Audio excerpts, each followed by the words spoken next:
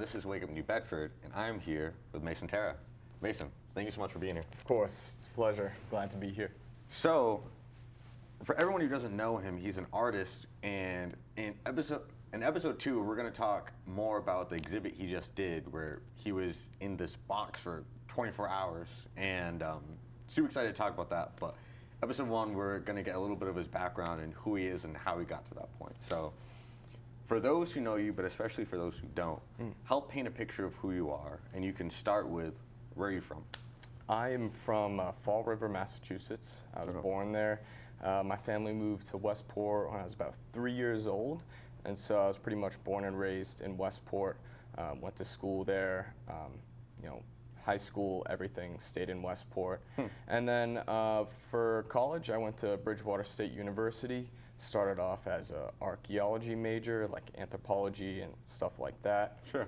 Kind of found an interest in painting and discovering artists and doing my own research on the side. And during the pandemic, as I worked more and more on artworks myself, I decided to switch over to fine arts and study technical painting, classical painting, learning as much as I could about different mediums, sculpture, printmaking, all that stuff. And so that's pretty much where I am today. So when you were younger, what activities were you into? Well, I had done a couple of sports and I liked being active. Sure. But I wasn't really good at them at all. It was more for Really? I was very bad. It was more for like the camaraderie and burning off some, energy, that sort of thing. But what I really liked were video games, movies, drawing, playing with toys, like that sort of thing. As I got older, I started diving into like video creation and Photoshop and digital drawing, and it was more like computer-based. Of course, like playing video games throughout all that. Sure. But that's pretty much what I enjoyed as a kid, typical kid things, playing outside. When it comes to art, do you prefer physical art or digital art? I don't really care. As long as it's cool and like it, fires off some like neurons in my brain, then I like it. No matter like what it is, it can be like a piece of equipment or like an artwork that someone like planned and sketched out. If it's cool, I like it. Architecture, sculpture, all that stuff. Okay. And just out of curiosity, so I'm also a huge movie fan. Yeah. So, do you have a favorite movie now, and has it changed over time? My favorite movie, it's tough. I have like a top 3 list, Sure. top 5 list. Okay. My favorite movie is probably The Cat in the Hat with Michael Myers. Really? Dude, have you ever seen that movie? I have, of course, yeah. Okay. Yeah. That's Awesome. super random. I love that movie. It's a good movie. It's sure. an awesome movie. Yeah. Rhode Island license plate, you never see those, like all that stuff I love. Interesting. Also, I like UHF with Weird Al Yankovic. I don't know, it's a kind of like smaller film. Oh no, I haven't seen that. Okay. Pretty cool. He like Yeah. inherits a kind of building like this actually, like a media Okay. building, and he like revives it. Very cool. I didn't know Weird Al did acting. Yeah, Okay. yeah. Sure. He it's a very funny movie, and probably a more serious film is probably like a, Tarantino film like Reservoir Dogs Yeah, or like sure. Kill Bill, stuff like that. So when you start with art, do you remember like what age and like what medium you start with? Yeah, it was mostly like coloring and drawing on papers. Yeah. My dad, I vividly remember my dad being like a pretty good artist, like drawing cartoon Really? guys and stuff. Okay. Yeah, on like, he was like a draftsman, like he made houses and stuff Sure. like that, like an architect. And so he had a good hand, steady lines. And so just like watching him do doodles and stuff when we would draw together when we were kids, it just made me want to like do that and made me want to like emulate it. And I guess that carries, all through my life, just like wanting to emulate and learn from people and see what they're trying to do. That's basically where I started. I drew from like as early as I could remember up until now. Sometimes more frequent than others. Different periods of time. Do you remember what it was you were drawing when you got started? Yeah, cartoon characters, Sure. trying to draw SpongeBob, Yeah, Caillou, stuff like that. Okay. And then getting into animals, and around second grade, I was like super into dinosaurs. So that's kind of like how I Sure. started my archaeology, paleontology kind of thing, playing like dinosaur video games and stuff, and trying to draw them from the game. You know, study the illustrations, and back then I feel like the illustrations were just like peak for video games. Like Sure. I don't know if you know like Final Fantasy, all Yeah. that stuff, Spyro. That Yeah, the, for sure. The art direction was insane, and so I tried to draw all those, and that's kind of where it went, and like this character design, extended from there, starting to draw characters and that sort of thing. And so it's interesting. So you were really into art and also archaeology, but video games and movies. Were you ever interested in going into either the movie field or the video game field? Absolutely. Okay. I've always had ideas for movies, for games. I spoke like quickly about how I like to get into filming and editing, and I remember being like in third grade editing videos like on my iPod, super janky, just very bad. Editing on your iPod? Yes, Okay, dude, sure. like iPod editing, free software, it was horrible, but just making videos with my buddies, funny videos, stuff like that, trailers, fake movie trailers. Really? Yeah, Okay. yeah, like all fun stuff, fake blood and guns and like, action scenes. So Okay. that sort of stuff was like really cool to me, and like trying to mimic, the movies that I liked. As far as video games, I could not write a lick of code. Sure. I feel like now, if I really wanted to with AI, like that stuff's incredible. You can make Sure. anything. So maybe, I have a couple ideas for games, but it wasn't like my main. Like it was too difficult for me at the time. Sure. Trying to make a game start to finish. It's quite an endeavor. And so I am interested in your evolution of art, Yeah. and we'll talk more about that. But you mentioning AI, I'm really curious from an artist perspective what you do think about AI and art together. Yeah, I think first we gotta like look at what even is art. Like to me, art is this umbrella term for anything designed, intentional, planned, executed, and performs a purpose, certain type of purpose, whether it's evoking emotion or ideas or serving as a tool for someone to use.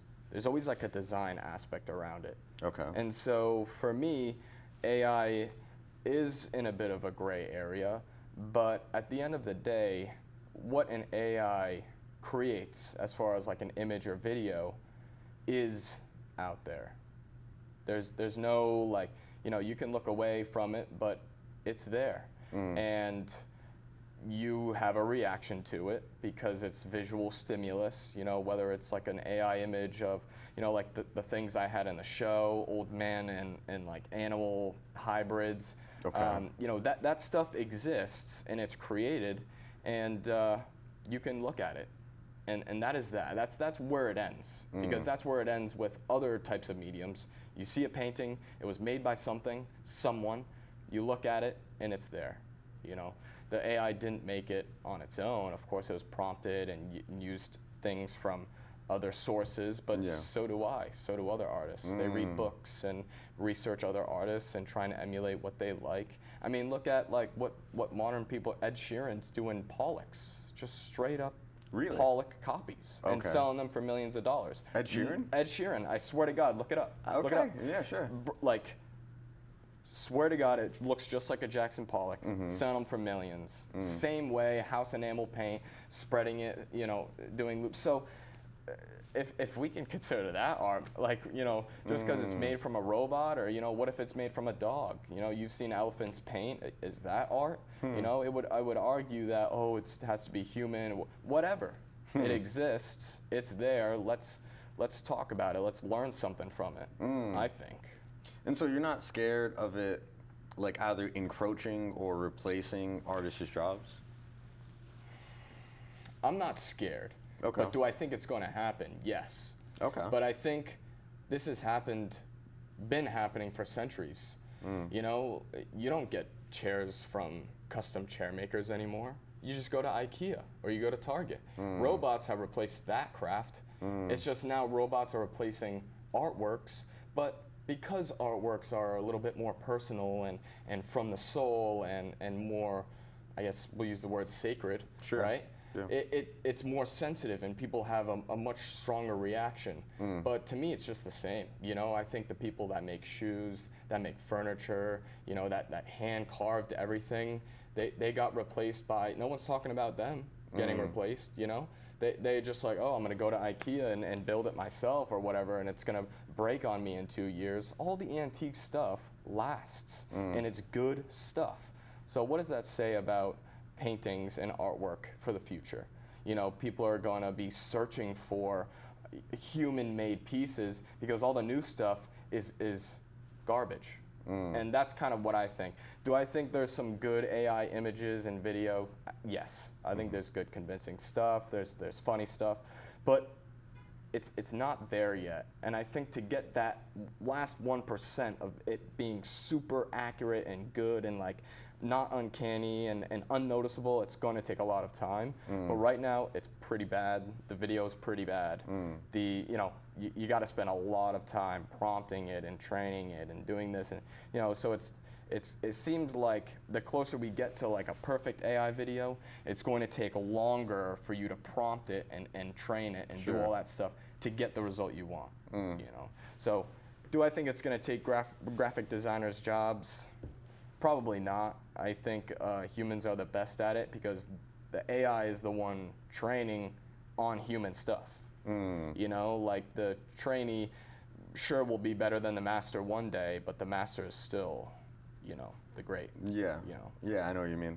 Well, was the master for a reason. Yeah, exactly. Yeah, exactly. Yeah. It wouldn't exist without us. So, Yeah.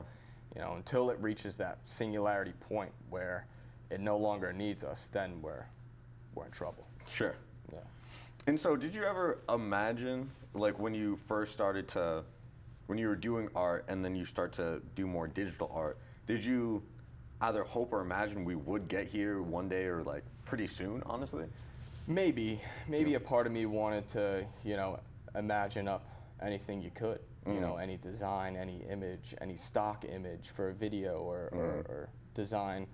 But I think if you want to make that sort of thing, it takes away the act of doing, right? Like I like to make paintings because I like to do the act of painting. Yeah. You know, if I just wanted the end result, I would just do AI or have a robot spit paint at it. Yeah. But it's in the act of doing is where all the magic is. You know, that's why like a student, if he wants to write a paper, if they want to write a paper, they need that end goal done. So they use AI to write the paper for them, design it, do all this stuff, so they can just get the end goal and they don't have to waste time. Yeah. Right? They don't like the act of doing it. Whereas someone who's passionate about it, is a writer for a magazine or something, that's how they, you know, that's how they get their enjoyment, is the act of writing and doing the actual writing part. Yeah. And so, you know, I mean, I'm sure one day it'll be there, but like,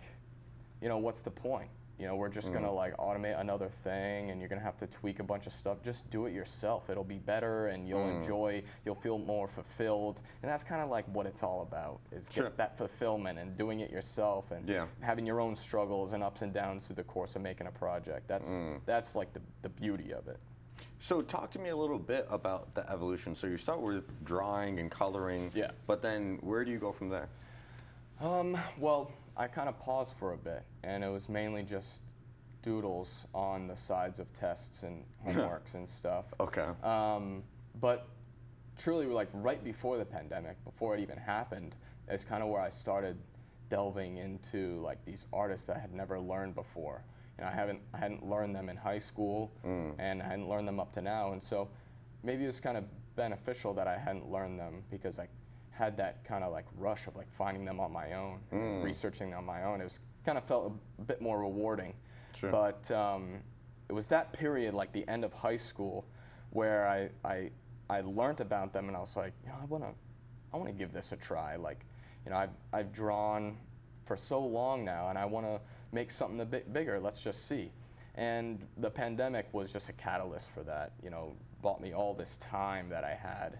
And so during the pandemic, I just, got some cheap stuff from Michael's and went away and just went in my room, sketchbooks in my room, filled up sketchbook after sketchbook, big papers, and that's kind of where it took off from there. It was very much like a gas fire. The pandemic just set flame to the whole thing. And I also got into like music at the time. I had been doing beats, like making rap beats for quite some time. Very bad, very bad. But I got better during the pandemic, learning the program, learning Fruity Loop Studio, all that stuff. So it was those two at the time that were like, interesting. But I decided to switch to fine arts in school just because I wanted to learn more. I was more hungry for that sort of stuff. I feel like I could have gotten better with music production through YouTube and stuff. But I ended up taking a course, which was great, like audio engineering course.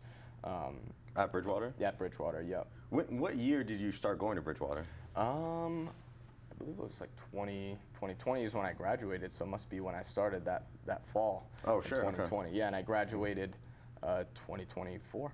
Oh, sure. Yeah, something like that. Okay. Yeah, last year. And so,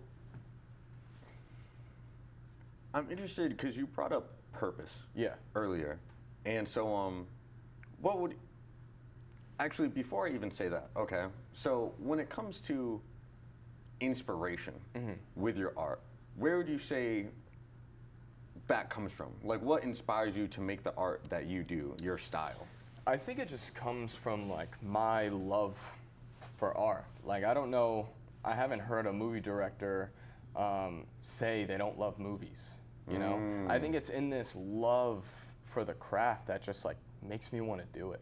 And in that experimentation, just like really, I gain inspiration from everywhere, events that have happened in my life, things I've seen, artworks I've seen, it all stems from like a random place. And for me, it was just mainly seeing paintings in galleries, like in museums, like going to the Met, going to the Guggenheim, Isabella Stewart Gardner, all that stuff is just awesome. Like that, when I see that and I like get shaky and get excited and my palms get sweaty and I'm just like, oh my God, that is what I want to do for other people. Oh wow. I want to do that. Yeah. I want to like make them feel something. Yeah, provide that and continue this like legacy of like awesome stuff. Yeah. I want to make awesome stuff for people to be like, holy cow, see something they've never seen before that kind of like shakes them up a little bit. And so when you're filling those sketchbooks during COVID, are you still doing character designs, or what kind of art are you doing? Sort of. It was more like I don't want to use the term like neo-expressionism, but it's kind of like if you took like Murakami and George Condo and like a bit of like Basquiat, like those sort of like character amalgamations and different things. It all started with Monkey, actually. So the real OG people that have followed me, and like mostly my friends and family, a couple other folks, I bought monkeyworld.com. Okay. And I sold like stickers and merchandise centered around this like character design, kind of like Murakami-esque, but this cute kind of like monkey face, big ears. Interesting. Put it on shirts and like stuff like that. When that started, I wanted to do more. I didn't want to just like start this brand. I wanted to do like more than just a brand. And so I sold monkeyworld.com. This company actually bought it, where they like have these like monkey toys. They're like gelatin gorillas, and you like throw them off places and they splat and stuff like that. Sure. Random. Super but random. The dude's making bank right now. I should have like got royalties on the domain or something. Yeah, sure. Yeah, it was mainly that sort of stuff, like weird characters, but sort of gesturally. I guess you would call them like own characters, but it wasn't just like a character profile. It was like strange, like maybe the eye kind of like was went into the corner of the paper and the mouth was, you know, all distorted and stuff like that. Just playing around with that kind of subject matter. Yeah. So when people often think about the stereotypical artist, I mean, there's a couple stereotypes that come to mind. Like once they're an adult, they might think of like the struggling artist. But growing up, they might consider them like, I don't know, maybe the weird kid, or maybe they had trouble fitting in, but then they end up, you know, expressing themselves in an artistic way. Like, would you say you fit into either of those? But especially when you're growing up in school, like, did you have trouble fitting in and expressing yourself, or did people think you were weird for your art that you did? Definitely a little bit. Yeah. But if the people that met me beforehand, after they see the artwork, it kind of makes sense to them. Yeah. Okay. You know, I'm not like weird, like picking my nose or anything, but I'm definitely like in your own head? Yeah, like no, more like cracking jokes and that sort of thing, and doing wild things or you know, stuff like that. You know, being a bit of I'm a character, I would say. Yeah. You know, like when I go on things, I like portray myself a bit differently, but I'm still pretty true to myself. You know, I think only like my girlfriend and stuff and my mom and dad see like the real me. Sure. But you know, it kind of like goes hand in hand with me. It's almost like an extension of myself. You know, the works that I create. Okay. And so some people definitely think it's strange, and they're like, oh, that guy's, you know, they may like see me at the gym or whatever. I'm wearing like a weird hat or something, like lifting weights, and like, oh, you know, they never thought of like going up to me or something. I don't know, maybe I look strange or something. I'm not sure. But, you know, when I meet them at a party and they see me, you know, not lifting weights and like having fun, you know, they're like, oh, this kid is kind of interesting. Or, you know, he's saying some like interesting ideas right now. I wonder like what he's about. And so that kind of like, you know, once they see the work, they're like, oh my God, this kid is, you know, making these big paintings and, you know, all this stuff. So So people might judge the book by its cover, but once they start reading it, they're like, oh, this is actually a pretty good book. Absolutely. Yeah, that's kind of how it goes. Yeah. You know, like especially people that I like train with at jiu-jitsu, they have no idea that I do artwork outside of jiu-jitsu. You know, just because I go there, I train, I ask them how they're doing, we talk. It's like a bit like therapy, you know, it's like a second family kind of thing. Sure. And that's pretty much it. You know, sometimes I talk about it, especially recently with the show. People are finding out a bit more that I do artwork. Yeah. But yeah. So, yeah, you mentioned Brazilian Jiu-Jitsu like right before we started. I'm like, oh, that's surprising. But so I'm curious how you got started with that. But as you're saying that a lot of these guys don't even know that you're an artist, do you try and keep your artist life private, or is it just kind of coincidence that they didn't know? Yeah, it's more just like I don't go out and tell everyone, sort of thing. You know, if they find out, they find out. If not, then that's all right. You know, like the people that want to see the stuff are gonna like, they'll see it. You know, and I don't want to. I almost feel bad in a way, like, hey, look at my artwork, this and that. I kind of. You feel like you're bragging? Yeah, a little bit, or showing off. Sure. And so I'd rather just like go there. It's different when it's that kind of environment. You know, it's, you know, when I'm like at the store or something, and you know, we start some like small banter, then I might bring it up if the kid seems cool or the gentleman seems cool, especially at like work. Talk to people I work at the Whaling Museum, so I talk to people there about it, that sort of thing. Yeah, sure. But yeah, no, I don't try and shove it in people's face. You know, jiu-jitsu, like the mats are kind of like a place where we go and we train, and we're aware of everyone's time, and we want to give everyone good training. So that's pretty much just what we're there for. So you mentioned how before you like weren't good at sports. Yeah. Okay. But then how do you stumble upon Brazilian Jiu-Jitsu? That seems kind of random. Yeah, I truly just think I found my sport. You know, Jiu-Jitsu is very much like a human chess game. where you're battling for certain things, and you might not win the whole battle with just one move. It's going to take you several moves and several combinations for you to get to where you need to be. Okay. And sort of that thinking, it almost kind of like activates my like video game brain. Sure. So I've heard a lot of people like, you know, nerds for some reason just get wicked good at jiu-jitsu just because they're, Sure. you know, they might not be there physically, but Yeah. that definitely comes with training. Yeah, you sure. know, it's bound to come if you're training regularly, especially. But nerds kind of, they find it not easy, but they understand it. Yeah, you yeah, know, yeah. whether they played like fighting games or like, you know, strategy games, that sort of thing, it kind of like clicks with them. And I Yeah. feel like that's kind of how it was with me. You know, when I see like older guys start off jiu-jitsu, it takes them a while to get the hang of it. But for me, I was like, okay, you know, this is an armbar, this is a Kimura. You need to get yourself into these positions so that you can pull these off. You know, and so the chaining of it came, you know, almost intuitively. And you see people like, you know, Mark Zuckerberg getting into jiu-jitsu. Yeah. Obviously the king of all nerds. You Yeah, know. literally. This jiu-jitsu artist, Mikey Musumeci, kind of a nerdy, you know, he's I know not who you're skinny. talking about. Yeah, Mikey, Yeah, yeah, he yeah. only eats pasta and pizza. And he's nasty.